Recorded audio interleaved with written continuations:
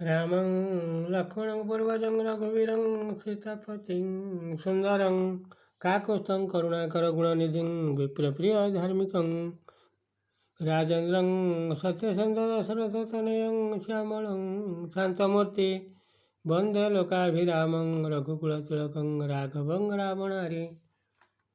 ମୋର ଝଙ୍କଡ଼ବାସିନୀ ମା ଶାରଳାଙ୍କୁ ନମସ୍କାର, ଶ୍ରୋତାବନ୍ଧୁମାନଙ୍କୁ ନମସ୍କାର। ସେଇ ମର୍ଯ୍ୟାଦା ପୁରୁଷ ରାମଚନ୍ଦ୍ର କି ଜୟ, ଲକ୍ଷ୍ମଣଲାଲ କି ଜୟ, ଭରତଲାଲ କି ଜୟ, ଶତ୍ରୁଘ୍ନଲାଲ କି ଜୟ, ସୀତା ସତୀ କି ଜୟ, ହନୁମାନ କି ଜୟ। ମୋର ଶ୍ରୋତାବନ୍ଧୁମାନଙ୍କୁ ନମସ୍କାର କରି ଆରମ୍ଭ କରିବାକୁ ଯାଉଛୁ ସଗର ରାଜାଙ୍କ ପୁତ୍ର ଜନ୍ମ ହେବା ବିଷୟରେ।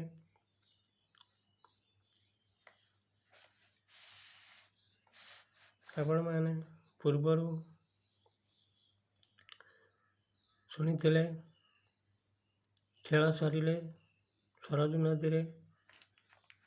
ନଦୀକୁ ଫିଙ୍ଗି ଦିଏ ସଗର ରାଜାଙ୍କ ପୁତ୍ର।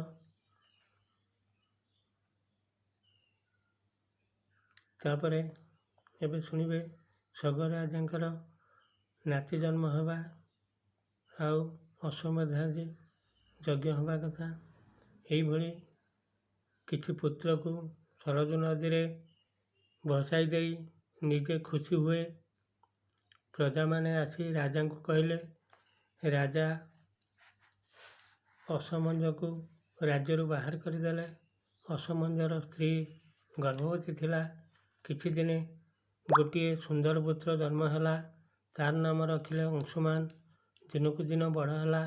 ଅଂଶୁମାନ ଭାରି ଗୁଣବାନ, ଧର୍ମଶୀଳ, ସମସ୍ତଙ୍କର ପ୍ରିୟ ପାତ୍ର ହୋଇଥିବାରୁ ସଗର ରାଜା ବହୁତ ଖୁସି ହେଲେ। କିଛି ଦିନ ପରେ ସଗର ରାଜା ସରଜୁ ନଦୀ କୂଳରେ ଅଶ୍ୱମେଧ ଯଜ୍ଞର ଆୟୋଜନ କରି ନିଜେ ଦୀକ୍ଷିତ ହୋଇ ଯଜ୍ଞ ଆରମ୍ଭ କଲେ।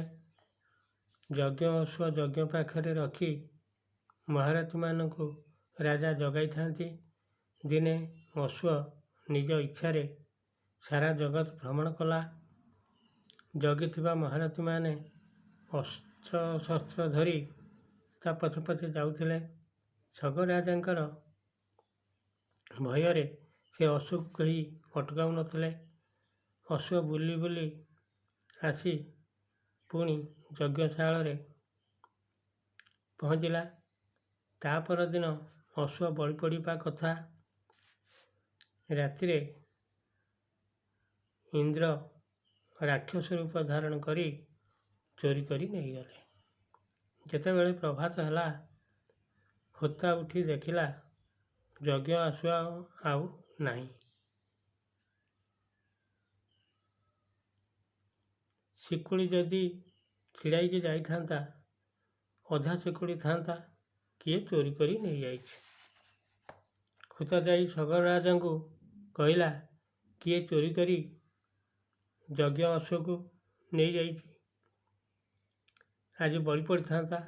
ହେ ମଣିମା, ସେ ଚୋରକୁ ମାରି ଯଜ୍ଞ ଅଶ୍ୱ ଆଣି ବଳି ପକାନ୍ତୁ, ନହେଲେ ଆପଣଙ୍କ ଯଜ୍ଞ ନଷ୍ଟ ହେବ।